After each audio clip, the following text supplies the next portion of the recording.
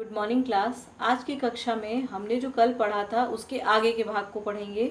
Second था रचना के आधार पर शब्दों के भेद। तो पहला हमने पढ़ा था उत्पत्ति के आधार पर और दूसरा है रचना के आधार पर। तो इसका पहला भेद होता है रूढ़ शब्द। वो क्या होता है? जो शब्द प्रयोग होते होते किसी विशेष अर्थ में किसी वस्तु विशेष के लिए निश्चित हो गए हों उन्हें रूढ़ शब्द कहते हैं। इसकी जो परिभाषा थी इसके आधार पर रूढ़ शब्द के उदाहरण दिए हुए हैं, घर, फल, फूल आदि।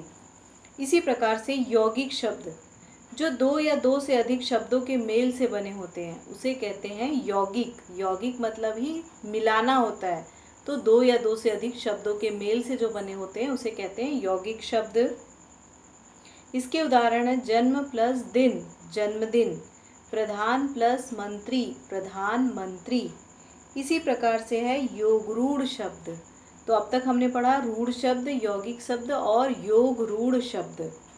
तो ये शब्द यौगिक होते हुए भी किसी विशेष अर्थ में रूढ़ या निश्चित हो गए हैं, किसी विशेष अर्थ में निश्चित हो गए हैं। जैसे चतुर्भुज अर्थात विष्णु के लिए रूढ़ और दशानन रावण के लिए रूढ़, यानी एक निश्चित शब्द के लिए ये रूढ़ है। उसके बाद थर्ड है अर्थ के आधार पर शब्दों के भेद। तो अर्थ के आधार पर शब्दों के चार भेद होते हैं, एकार्थक शब्द, अनेकार्थक शब्द, पर्यायवाची शब्द और विलोम शब्द। तो ये आप लोगों को अच्छे से विवरण ज्ञात होगा इसका कि एकार्थक शब्द क्या होता है। जिन शब्दों का एक ही अर्थ हो उसे एकार्थक शब्द कहते हैं। जैसे एक ही अर्थ है रोटी, नल, कुर्सी, इसके कोई दूसरे अर्थ नहीं होते हैं। इसी प्रकार अनेकार्थक शब्द जो एक ही शब्द के एक से अधिक अर्थ देते हैं वो कहलाते हैं अनेकार्थक शब्द। जैसे कि अंक, अंक का अर्थ क्या क्या हो सकता है? गोद और संख्या, ये दोनों ही हो सकते हैं। इसी प्रकार है पर्यायवाची शब्द। जिन शब्दों के अर्थ में समानता हो उन्हें पर्यायवाची शब्द कहते हैं। कि अर्थ में समानता हो, एक ही शब्द के एक से अधिक अर्थ हो, वो होते हैं पर्यायवाची शब्द में। और इसके अंत में है विलोम शब्द। तो विलोम को तो सभी को स्पष्ट है, विलोम क्या देता है? उल्टे अर्थ वाले शब्द प्रदर्शित करता है, जो कि उल्टे अर्थ बताते हैं।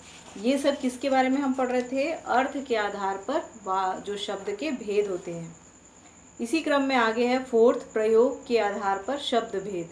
तो हमने सबसे पहले पढ़ा था शब्द के चार भेद होते हैं, उत्पत्ति के आधार पर, उसके बाद रचना के आधार पर, अर्थ के आधार पर और अब है प्रयोग के आधार पर। तो जब शब्द वाक्य में प्रयुक्त हो जाते हैं तब वे पद कहलाते हैं। तो जब एक से अधिक शब्दों को मिलाया जाता है तो वो बनता है पद। इनमें लिंग, वचन, कारक आदि के अनुसार परिवर्तन आ जाता है। और इनमें किस प्रकार से परिवर्तन आता है? लिंग, वचन और कारक के कारण कुछ न कुछ परिवर्तन आ जाता है। लिंग यानी स्त्रीलिंग या पुल्लिंग होने पर, एक वचन या बहुवचन होने पर, कारक के जो चिन्ह होते हैं कर्ता, कर्म, करण, अधिकरण, संपदान, संबंध, इसकी वजह से कुछ परिवर्तन आ जाते हैं। कुछ ऐसे शब्द हैं जिनमें परिवर्तन नहीं आता। इस आधार पर शब्दों के दो वर्ग बनते हैं, एक होता है विकारी शब्द और दूसरा होता है अविकारी शब्द। तो विकारी शब्द क्या होता है? संज्ञा, सर्वनाम, विशेषण और क्रिया। ये जो सारे शब्द होते हैं संज्ञा, सर्वनाम, विशेषण और क्रिया, ये है विकारी शब्द, यानी किसी प्रकार का विकार उत्पन्न करते हैं।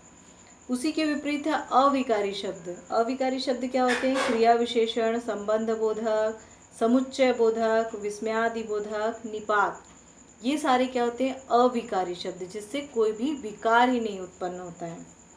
तो इस पाठ में हमने अब तक शब्द के भेदों के विषय में पढ़ा कि चार भेद होते हैं, उत्पत्ति के आधार पर, अर्थ के आधार पर, रचना के आधार पर और लास्ट क्या पढ़ा हमने? अर्थ के आधार पर और लास्ट हमने पढ़ा प्रयोग के आधार पर। तो शब्द के चार भेद होते हैं, चार भेद के भी अंदर भेद थे, इसके विषय में भी हमने पढ़ा। अब इसके जो अभ्यास हैं आपको PDF फाइल में उपलब्ध हो जाएंगे।